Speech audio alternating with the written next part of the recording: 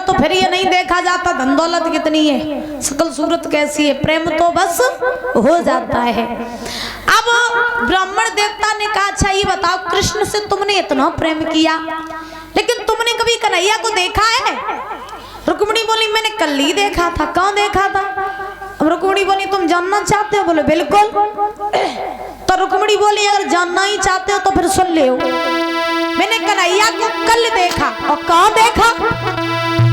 कि मैंने सपने में श्याम देखो है सुनो पंडित जी मैंने।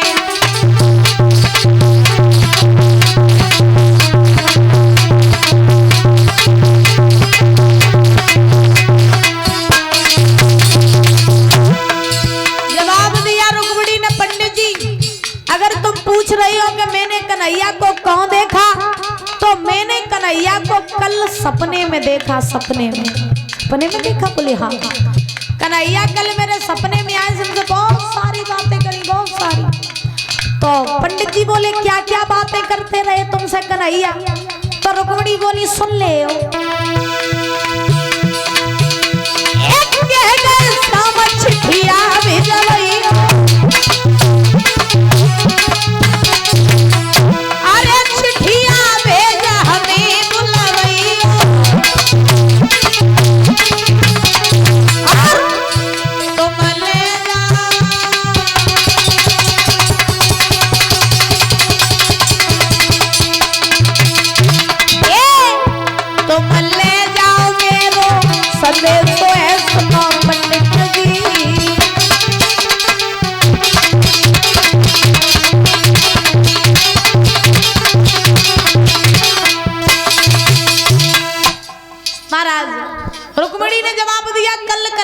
सपने में आए थे और हमसे कहा था कि रुक्मिणी तुम किसी के द्वारा एक पत्र द्वारका में भिजवा देना और जब तुम पत्र भिजवाओगी तो उसी पत्र के द्वारा मैं कुंदनपुर में आ जाऊंगा तुम्हें लेने के लिए।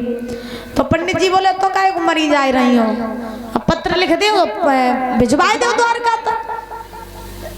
रुक्मिणी बोली पंडित जी पत्र की तो चिंता नहीं है, पत्र तो हम लिख दिए लेकिन चिंता है तो एक बात की कि पत्र लेके को जाइए। तो पंडित जी बोले अब शादी तुम्हें करनी है कन्हैया के संग में तो पत्र तुम्हें भेजन पड़ी है। रुक्मिणी होशियार रहे, रुक्मिणी को और तो कोई ना दिखाई दो परीक्षित महाराज। रुक्मिणी ने चलते में ही पंडित जी के ही पाँव पकड़ ले, बोले आ तुम कोई ना दिखाई दे जो काम मेरा तुम ही कर पाई हो। पंडित जी बोले तुम्हें दिखाई नहीं देता, एक तो मैं वृद्ध हूँ और कुंदनपुर से द्वारका है बहुत दूर, तो मैं द्वारका तक कैसे पहुंच पाऊंगा?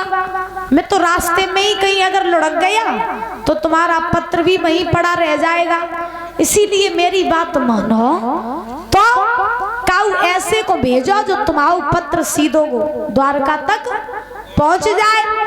अब महाराज रुक्मिणी बोली पंडित जी और कोई ना पत्र लेके जाए, पत्र मेरे तुम ही ले जाओ। पंडित जी बोले अब नहीं मान रही हो, चलो कोई बात नहीं तो लिख दे पत्र। सो परीक्षित महाराज पंडित जी ने रुक्मिणी ने पत्र लिख दिया। पत्र में लिखा कि हे कन्हैया अगर तुम मुझे लेने के लिए न आए तो मैं मर जाऊंगी लेकिन शिशुपाल के संग में शादी नहीं करूंगी। आज ध्यान रखना महाराज पत्र लिख दिया, ब्राह्मण देवता को पत्र दे दिया, ब्राह्मण देवता पत्र लेकर के चले। पत्र लेकर के चलते जा रहे चलते चलते महाराज अब बूढ़े तो पंडित जी पैसे हुए, सो रास्ते में जो पहुंचे सो पंडित जी को भूख लगे आई, थक भी गए, सोचने लगे कि पहले कछु खाए पी ले के बाद आगे बढ़े। कहा नहीं जाता पहले पेट पूजा फिर काम दूजा।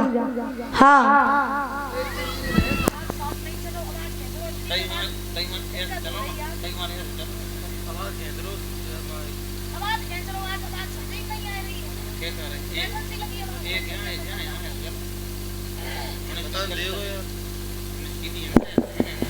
हेलो हेलो हेलो हेलो बोली भगवान की।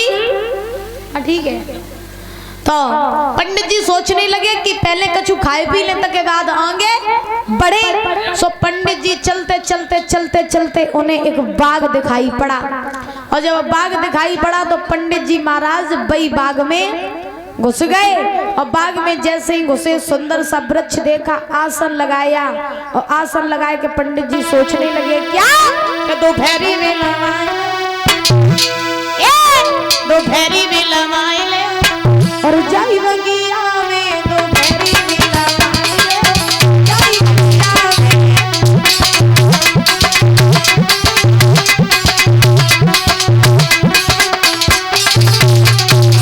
महाराज आज पंडित जी सोचने लगे मन ही मन में क्या पहले ने आराम कर ले ताकि बाद आगे बढ़े। दोपहरी में लमाई ले जाई बगिया में दोपहरी में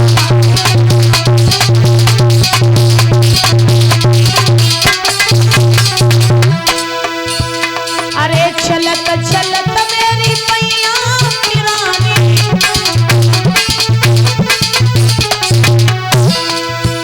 अरे आई लो बूढ़ा कोई और ढली गई जवानी।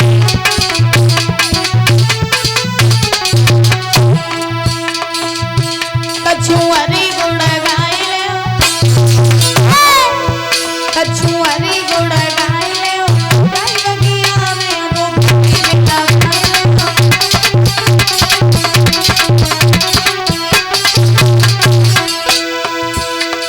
सुंदर सी देखी एक वृक्ष की छाया, ब्राह्मण ने आसन फौरन लगाया। बोलो कछुलाए सो खाई ले कछुलाए सो खाई ले जाई बगिया में दोपहरी में लमाई